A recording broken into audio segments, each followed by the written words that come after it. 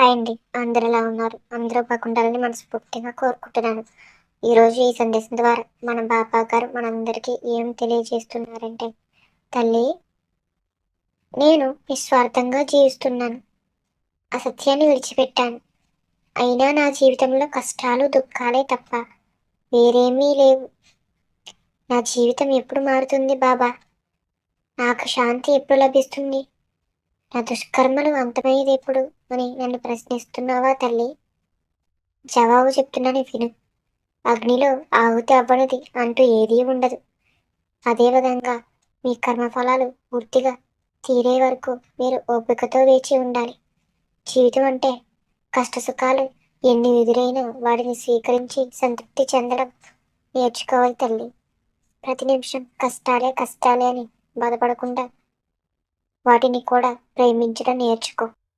అప్పుడే నీకు నిజమైన జీవితం అంటే ఏమిటో అర్థమవుతుంది. ఓం సాయిరామ్.